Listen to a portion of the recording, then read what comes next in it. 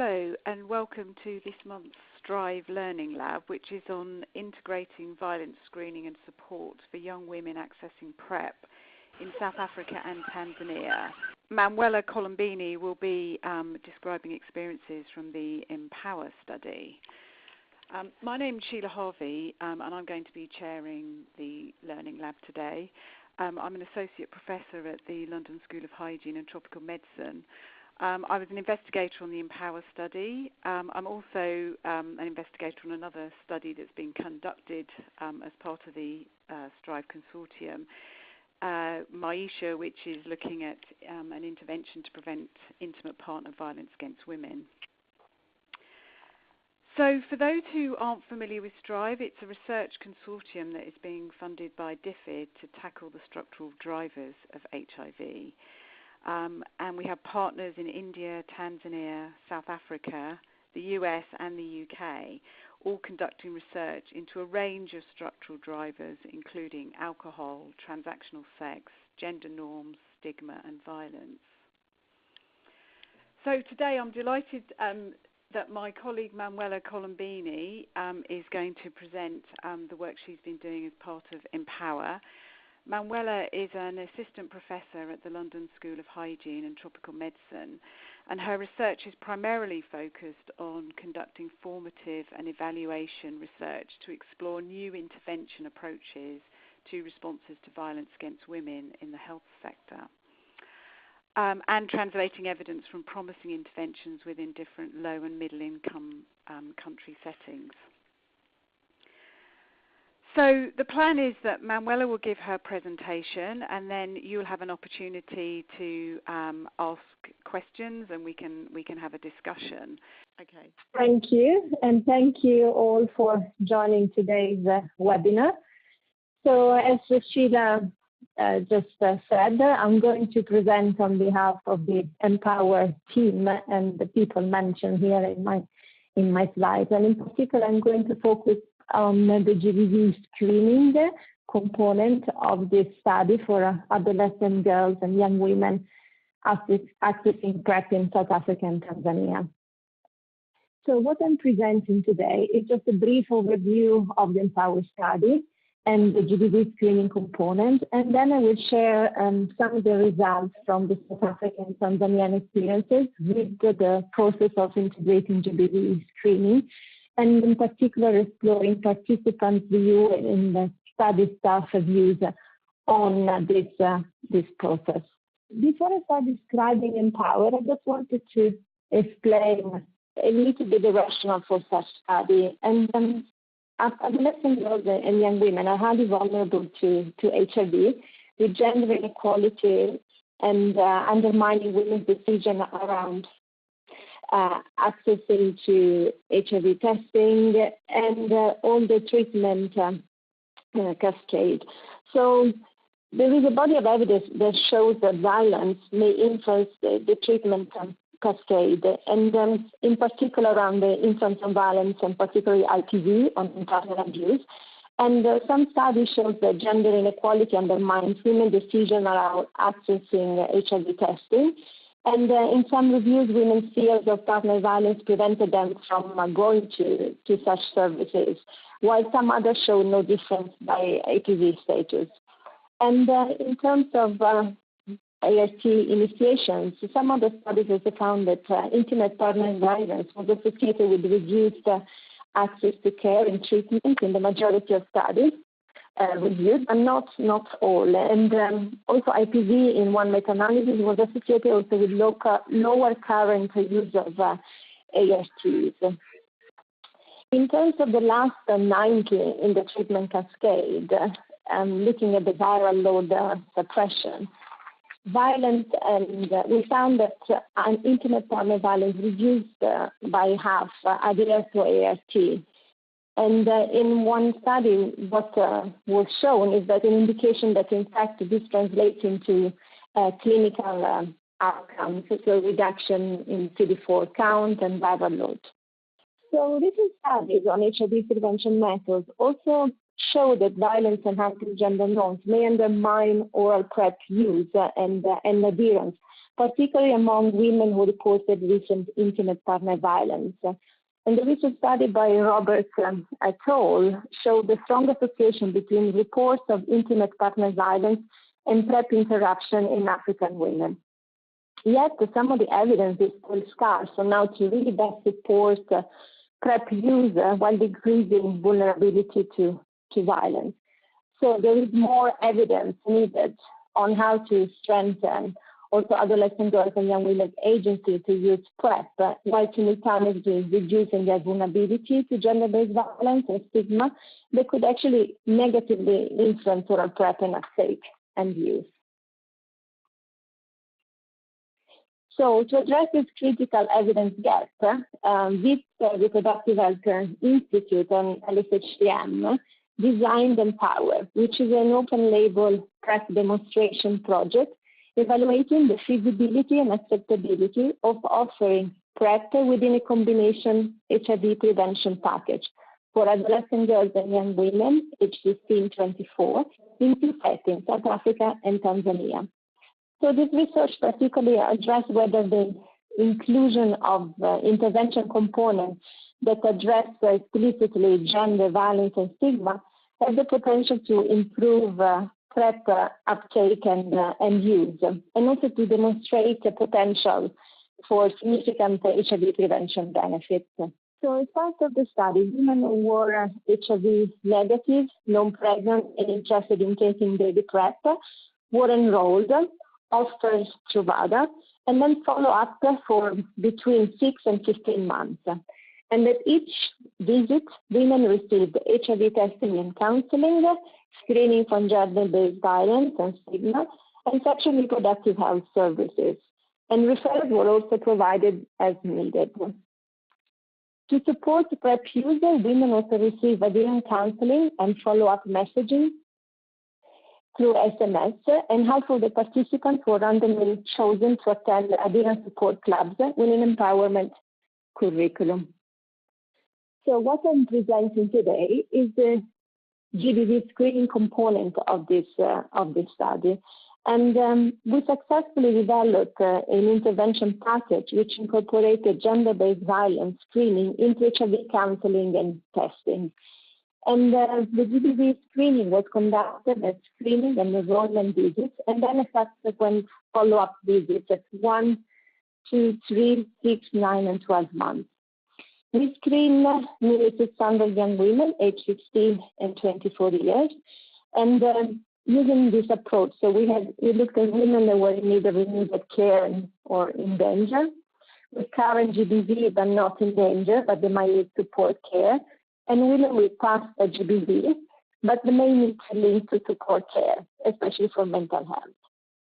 And we used a broader definition of gender-based violence, encompassing intimate partner violence, but also any violence, physical, emotional, sexual, and economic, perpetrated not only by the partners, sexual partners, but also by family members, peers, and strangers.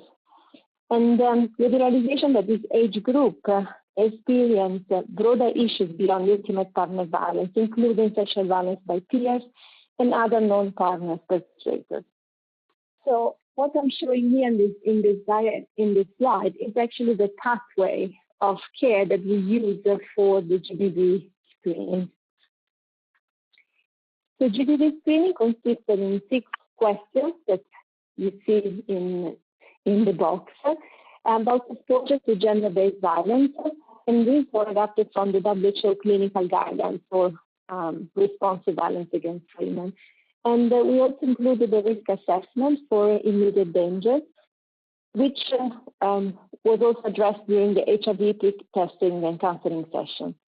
So in South Africa, GBV screening was conducted by 2 study HIV counselors during the pre-counseling and testing session, while in Tanzania it was conducted by 3 clinical staff. So if a participant reported current experiences of violence or harm during the session and the screening, a study counselor had the woman assess her level of risk and whether there were signs that the violence would escalate with potential health consequences for her.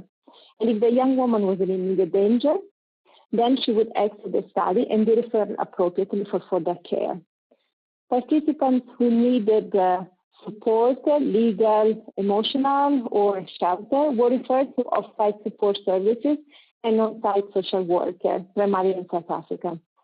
In addition, a referral card listing all the key support services for GBV services was also offered to all participants, irrespective of any GBV experience. This is an example of the small referral card that was given to all our participants and included the list of all the external services, legal, shelter, counseling, police, and also we had in South Africa only an on-site social worker, while in Tanzania there was a counselor that was part of a study that was conducted in Mitu, and she was able, if needed, she could counsel the participants if needed. So I'm going now to move on to the study methods. Okay, so the two settings that where the study was implemented were Tanzania and South Africa, as mentioned before. So intimate partner violence and in particular gender-based violence is a major public health issue in both South Africa and Tanzania, and especially among adolescent girls. Just to give you a brief overview, in South Africa, 31% of young girls reported past year intimate partner violence, and in Tanzania, the DHS data shows that 22% of young women aged 15-19 have experienced physical violence since they were 15.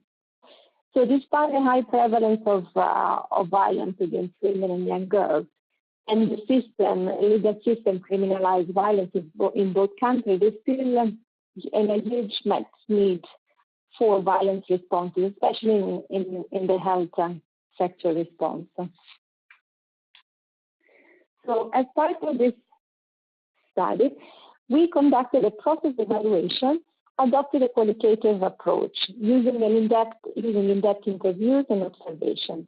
And in particular, between February 2017 and January 2018, we conducted 39 in-depth interviews with purposely selected participants within 3 months of accepting PrEP. And in Johannesburg, most participants were students, tertiary level students or a university, and in Tanzania, participants work in food and alcohol outlets, engaging in occasional sexual transactions with customers. We also conducted 13 in-depth interviews with the study clinical staff, and we also reviewed client records to describe how the delivery of the GBV screening model was adapted, and also 10 counseling sessions, observations to contextualize the finding and also observe intervention fidelity and implementation challenges in South Africa, and some notes from regular debriefings with the study HIV counselor, again in South Africa. And as part of this first component, we also assessed the GBV prevalence. Overall, there was high prevalence of reported GBV. We found that a third of the young women enrolled in the study had experienced violence or abuse in their life, and many required referral to mental health services. So nearly 1/3 reported experience of GBV out of the 530 who were screened. Majority were not an immediate risk of danger, only 2 women who were then immediately referred in South Africa to support services. However, even if they were not an immediate risk, many needed mental health services and referral for counseling. And at follow-up visits, counselor also asked about whether circumstances had changed since the last counseling session, whether they had any experiences of GBV during their study, and we saw no escalation in reports of violence following enrollment in the cohort in the study. So across both studies, there were 36 new episodes of GBV reported, and only 2, 1 in each country, were linked to PrEP use. So now I'm going to move to some of the findings from the qualitative interviews. And We found that GBV screening and being asked about gender-based violence experiences was acceptable really among all participants. And for all of them, it was the first time they ever been asked about violence and their experience of it in a health sector, in health services. And they found it acceptable and also positive. Some of them found that there was high value in sharing their feelings, as if somebody was lifting a burden from one's heart. And also GBV was seen as a good thing, as it helped them reflect on and change their own traditional views on partner abuse, as many saw partner abuse and violence as part of their sexual for any relationship. And they thought that if the partner was not jealous, was not actually hitting them, so it meant that he didn't love them. So many benefits reported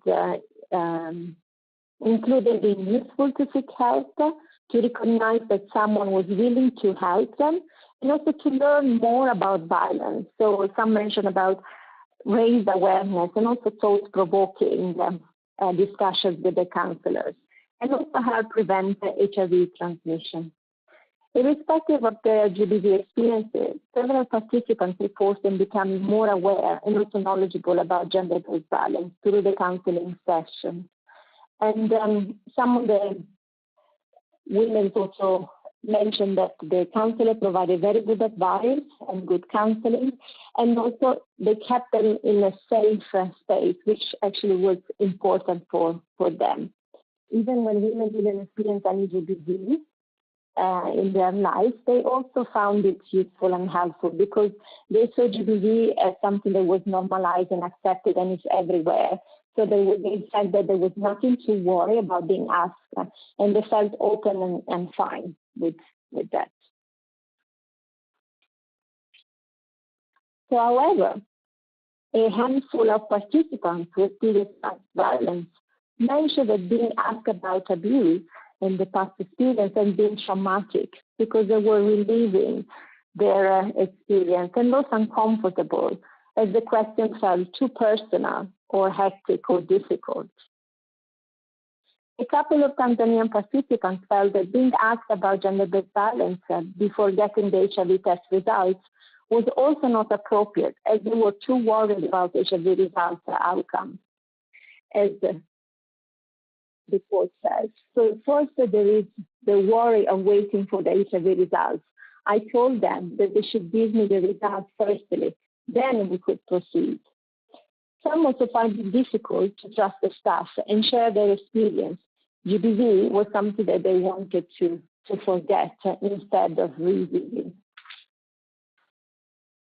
Study clinical staff and participants interviewed also reported on their experiences with intervention and narrative delivered. So they mentioned the array of factors that were said to have affected the study implementation and the feasibility of it. And first, I'm going to actually discuss some of the participants' views on the feasibility. Overall, the study participants saw the gender-based violence screening was feasible, provided that basic principle of confidentiality, staff empathy, and absence of judgment were observed. Young women's interviews show how they appreciated the study counselors, and they were understanding and caring and not forcing them to disclose, as the first quote on the left suggested. They do their whole work heartedly. They aren't discriminative in any way. I felt free. Positive factors mentioned about the staff also included their counselor's ability to make them feel at ease, to talk freely, using eye contact when talking, friendliness, body posture, and they were understanding. So they talk to you, she talks to you kindly. She doesn't even push you to say things you don't want to say. She just goes with the flow. In contrast, participants mentioned that public clinics are seen as unfriendly, judgmental, and lack confidentiality, as opposed to the study clinic. Some participants also reported that women's concealment of abuse would be a challenge, as some women would not disclose their violence for fear of partner retaliation, so that they would actually fear of a reaction and being threatened by the partner. And the issue of the poor confidentiality in public clinics were also linked to staff being from the same community of the young women, and they didn't trust that their confidentiality on the information disclosed would be actually kept safe and private. The process of delivering the gender-based violence screening within the counseling session proved feasible, although it required continuing training and staff support. Some of the facilitators that are reported here by the clinical staff included regular gender-based violence, regular debriefings from counselor and clinical staff, and it was really helpful to reduce the emotional burden that some of the clinical staff felt, especially at the beginning of the screening process, so that they would not take cases back home, and it helped them unbottle the GBV emotional toll and relieve stress.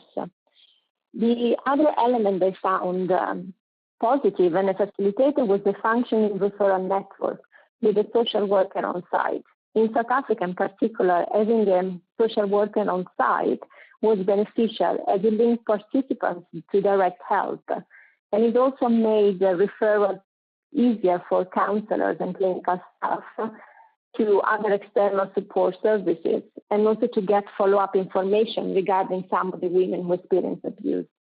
And the third facilitator was the youth-friendly environment. Another factor reported by the study staff to help facilitate the screening was the adolescent-friendly environment of the study clinic. And one staff says here at the study staff, it's made easier to disclose abuse, because I think the environment, it is very friendly. People are nice here and smiling. But they also reported some challenges in mastering the screening and implementing the identification of abuse. And these included initial discomfort and emotional toll when asking about gender-based violence. However, as I mentioned, such emotional burden was reduced by talking to other counselors and also during staff debriefings, and also with acquired experience. The other challenge was the length of time taken to complete the sessions, and this was a challenge particularly at the beginning of the study, and with this briefing, ongoing training and acquired experience, that also reduced, the time reduced. The other element was the categorization of emotional violence. And some of the observation in both sides also showed that there was initial confusion among staff on how to label emotional cases, especially when linked to mild jealousy and controlling behavior. And this issue was then solved during one of the retraining session.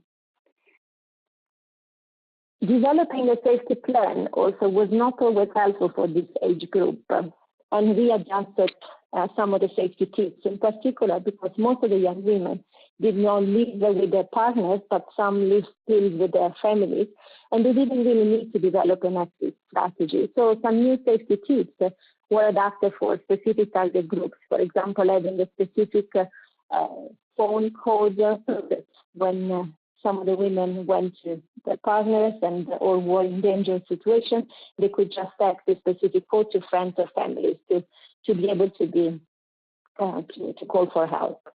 And the other element, the other challenging factors were the referral network.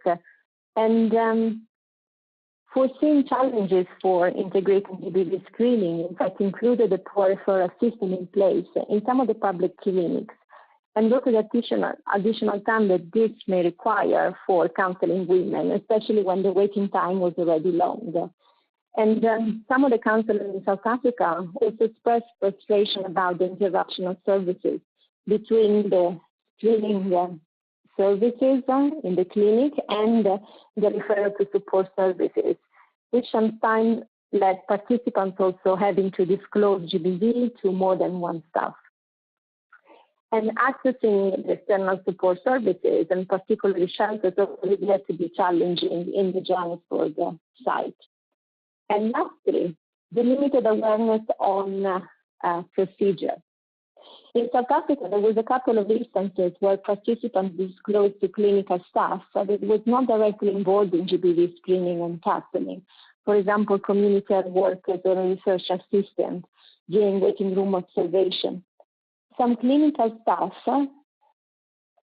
reported them not being fully aware of the procedure to follow in the eventuality of voluntary disclosure, and felt the need to get more trained on how to respond and offer basic counseling. And this clearly shows the need to sensitize all staff and not just direct people working on GBV screening procedure when trying to integrate this kind of intervention in routine health settings. So, in conclusion, 1/3 through the Empower project and the GBV screening, 1/3 of counseled young women reported lifetime gender-based violence. So we had quite high prevalence of GBV reported. And though most of them were not in immediate risk of harm, many young women were really in need of mental health services and counseling. And through the study, we were able to have them linked to the social support that they needed. Also integrating the GBV response into HIV counseling and testing and PrEP services seems highly acceptable and feasible when specific principles are respected. And in particular, empathetic listening and confidentiality among the staff, the need for adolescent-friendly and non-judgmental environment and counseling, and also the ability to link people to referral and support services, which is critical for GBV screening in order to reduce any harm. And lastly, the appropriate staff of support and supervision. So the ongoing mentoring and on-the-job training and debriefing is important, also to reduce some of the vicarious trauma that staff may develop. So lay counsel training need to be grounded in adolescent-friendly approach, where also empathetic listening and confidentiality are respected if GBV screening is to be integrated in such services. So thank you very much. And before I conclude, I just wanted to thank all the women and the study staff who participated in Empower, and my colleagues at the London School of Hygiene and Tropical Medicine, and the VITS RHI colleagues, ICYW, MITI colleagues, and thanks to the founders of the EPSA and the STRIVE consortium. So I now leave the floor open for the questions. Thank you very much, Manuela, for that presentation. That was great. So as Manuela says, we can now open up for questions. We've got quite a bit of time for questions and a discussion. So perhaps I could make a start while people are thinking of questions. Perhaps I could kick off, and then we'll sort of open it up further. So. I think one point I wanted to make, Manuela, was just about, you made the point during your presentation about the fact that we used a broader, we didn't just ask about intimate partner violence, we asked more broadly about violence. I think that was really important, wasn't it? Because what we found was that whilst often violence had been perpetrated by a current or past partner, actually, quite frequently, violence had been perpetrated by family members or friends, hadn't it? Yes. No, that's true, Sheila, and it's good that you reiterate this point because that was something that we found, and probably we are still analyzing some of the prevalence data.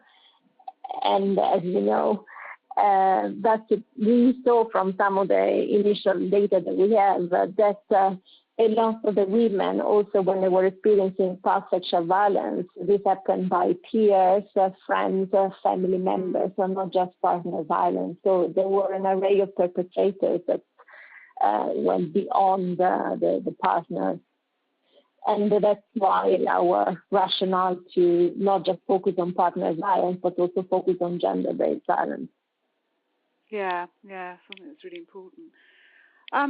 So based on sort of the lessons we've learned from Empower, so what would your recommendations, sort of for rolling it out so that integrating screening for violence into routine HIV counselling and testing, and maybe beyond, sort of wider than that as well into other areas of healthcare? What would your sort of specific recommendations be?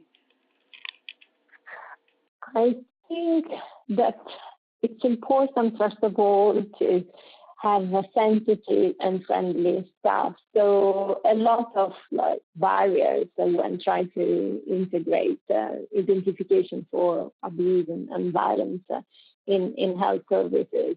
It's about the negative staff attitudes. And I think so it's important to sensitize all the staff to ensure that they understand that GBV and violence against women is a public health issue and is not just a family matter. And so that's kind of the beginning, the kind of starting point. And it's important to train them on not just thinking that they have to find a solution as the traditional medical approach, but it's important to just have at least a first line support like WHO recommends, so to be able to listen to the women, to empathize, so offer empathy, and also validate their experience, so make sure that they are aware that this is not their fault. So this is in terms of the individual providers. And I think the other is about trying to overcome some of the challenges at the systems level, so in terms of the coordination and having a referral system in place, so that not only once you ask the woman whether she needs support, but if you don't have these services in place, then you might do more harm. So it's important to have the referral to support services. And I think the other element that maybe it didn't come up so much in the Empower, but in my previous experience, it was also to try and think about the women's readiness to change, because a lot of the time, most of the providers feel frustrated, and even some of the key informants mention, oh, well, but some of the challenges women won't disclose abuse. And even if disclose, they don't want to take upon referrals. And I think it's important also maybe to sensitize the staff that actually women, for some women, maybe the first time they disclose abuse. And so they might not be willing to make any changes in their life, but just to be able to understand that this was violent, what they were experiencing, and put a name and become more aware. This is already a starting point. So I think these are some of the issues that I would recommend. Great, thanks, Manuela. And yeah, I think about the sort of issue of taking up referrals. That was certainly something we found in Tanzania, that many of the women were seemed very reluctant to take up referrals. But we always provided them with the information. But we did find that very few of them actually sort of took up a referral. Although we did have a couple of women who spoke to the counsellor that we had on site. So I think it was helpful having a counsellor available, in the same way that you had a social worker in Tanzania. I can see that a question's come up. So so there was hold on, let me just get that so I can read that. So there was a comment about speaking to more than one provider about violence. Was there an effort to have the young woman speak to the same provider each time? How many appointments did a young woman have throughout the study? Okay. Well, I have to say that trust was an issue that came out a lot in the interviews, and the importance of trust the providers. I think we had 2 counselors in South Africa and 3 in Tanzania.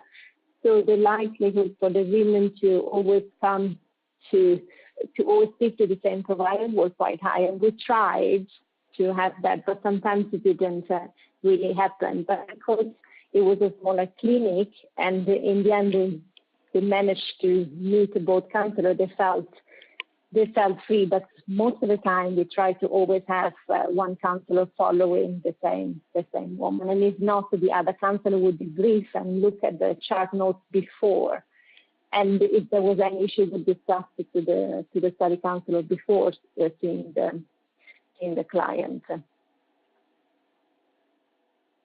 Okay, thanks.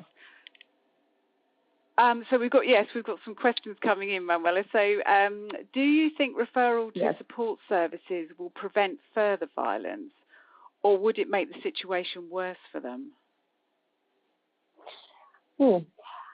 I think, I'm not sure whether it could prevent further violence, but it could definitely, if they are in immediate danger, it could provide a safety place or a safety plan to make sure that the violence doesn't escalate. And it could probably do more harm if some of the staff in the referral services would not be friendly or judgmental. So we took a lot of care and time at the beginning of the project to try and assess and map the quality of all the referral services that we were offering to the women who experienced abuse for the study. And we updated this referral services list every 3 months to make sure that we had the right contact person all the time, the phone number, so that we could get immediate access to the services. And also, if we got any negative feedback, that we would then take we would actually cross the referral service off our list as well. So Manuela, I know there were some interviews conducted with the stakeholders at both sites. I think a lot of the data are still being analysed, but I just wondered, have we got any insights in terms of community attitudes towards gender-based violence and sort of maybe some insights into who women are likely to disclose violence to? Because as you said, for many of these women, it was the first time they'd been asked. In fact, probably most of them, it'd been the first time they'd been asked about violence. But just, who they're likely to disclose to. And I wondered if there's any differences between Tanzania and South Africa. Okay, I'm not sure I can speak about the difference about the two countries at this stage, but I went through the preliminary, some of the findings with the key informant in South Africa. And definitely gender-based violence seems to be a common issue and accepted by adolescent girls and young women.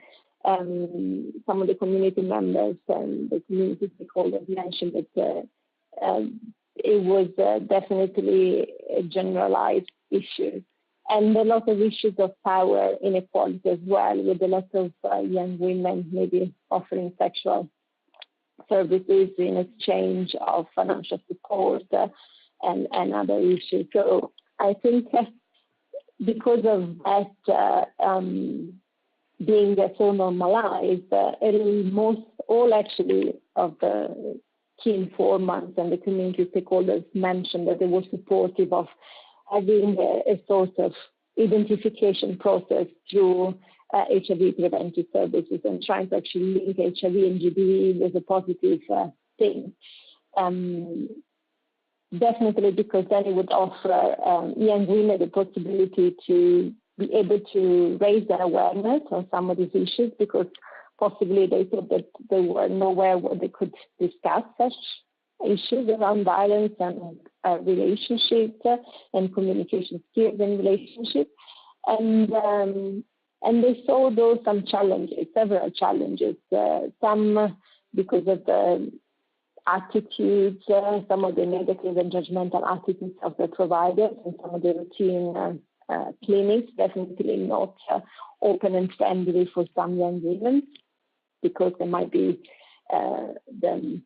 treated as promiscuous, etc. And so they've been blamed for the abuse sometimes.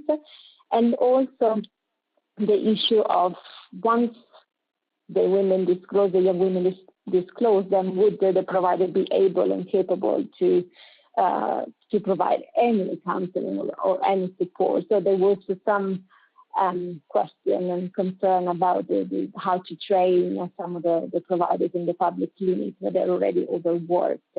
But they see that definitely talking to some of the counselors or like counselors that they were doing HIV counseling, I think it was a positive way of trying to integrate and start discussions around relationship and partner relationship, especially in the sessions before even you start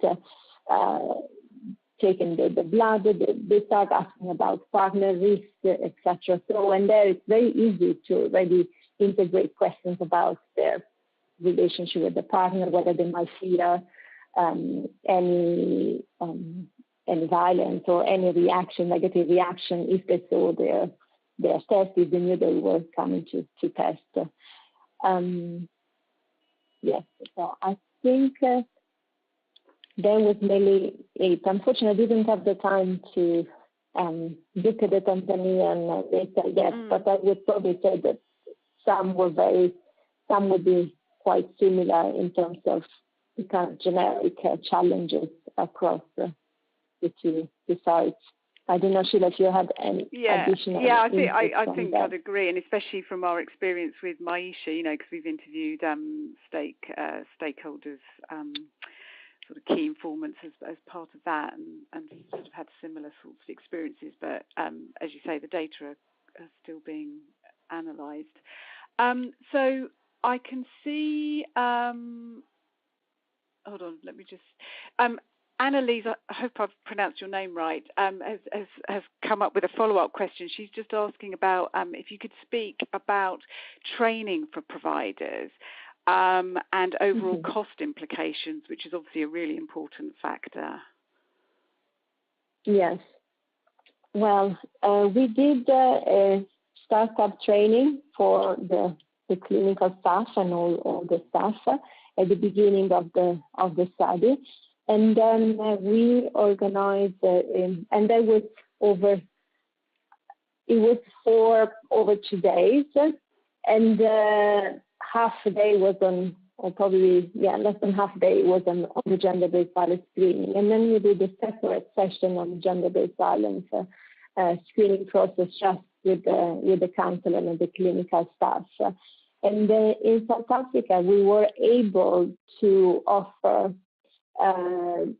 debriefing session quite regularly, every week or every other week, to just assess whether they had any issues with, especially at the beginning with the screening process, any issues with the case support studies, and there was always the research coordinator, and in Tanzania the principal investigator there on site, where they could always go and ask if they needed any issues. So they had quite a lot of support throughout the study, which of course, if you translate into routine health services, it might not be feasible to have such an intense on-the-job training. But definitely I would say there's a minimum mentoring and supervision through maybe case discussions, and not just about GBV, but they had a difficult case and they might be starting to bring it during some of these monthly case discussions, some issues also around GBV. So that might be helpful.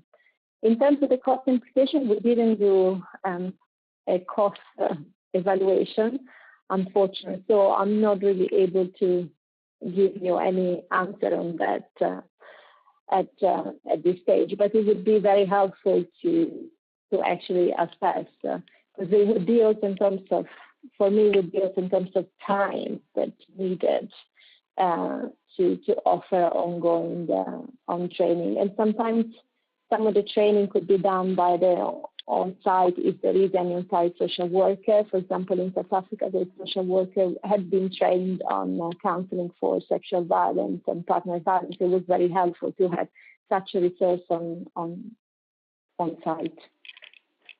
So I don't know whether I managed to answer your question, Annalise. Yeah. I mean, cost is a really important consideration. Yes. So Mamuna's asked. Oh, she said yes, thank you. So Mamuna's asking, can we make any amendments to policy to stop violence? Taking actions to stop violence. That's a big question. Yeah, exactly. I'm not sure where to start. I would say yes. I mean, in both countries, there are policies, there are laws and policies to actually prevent and address violence against women. I think sometimes it's not so much the policies, but it's their implementation, I would say, and how they are actually upheld in countries where you think there's probably very few, probably just a very small 1 or not even 2% of cases then go to court. And so that's already says something, because there's a lot of mistruffles in the criminal court. And so it's very difficult. And I think it needs a lot of also of community awareness as well, so that they have to be aware that there are such services. They do exist. They are there for people to access if they need to.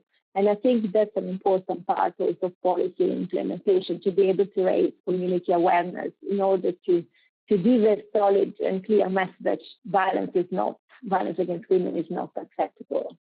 So I think there should be a lot more probably political will and also leadership, also the lower level, to try and make sure that there is willingness and motivation to actually start addressing this issue, and that's not normal.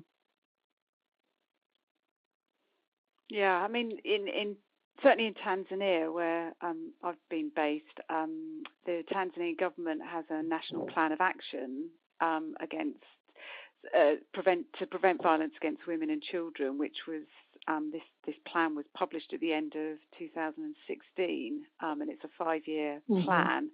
So they've set up a technical working group to implement that, and some of the sort of members of that group include researchers as well as various stakeholders. So the Maisha team's been contributing to that in terms of contributing evidence for interventions to prevent violence. So I think there is action being taken in different countries. So yes. Yeah. We'll wrap up. So I'd just like to thank you again, Manuela, for a great presentation. Really interesting. Thank you. The work from Empower. So just to let everybody know that all our previous Learning Lab presentations are available on the Strive website. And there are many materials on the Strive website addressing issues on the structural drivers of HIV. So we host monthly learning labs, and these are announced in our digest newsletter. So next month, Sinead Delaney-Moretlwa, who is the principal investigator of the Empower study, will be presenting the study. So she's going to present the sort of general findings. So today, Manuela's focused on the GBV screening that was being done, sort of integrated into HIV testing. But we were also looking at how best to support women, young women taking PrEP, and Sinead will present those findings next month. So I'd really encourage you to register for that learning lab, and you can do that by clicking the link in the chat box. So thank you very much for joining. It was good to see so many people join the lab, and I hope you enjoyed the presentation. Thank you. Thank you very much, Santi, all for connecting and listening to me, and for the interesting question as well. So thank you, and thank you, Sheila and Ceci and Strive for organizing this.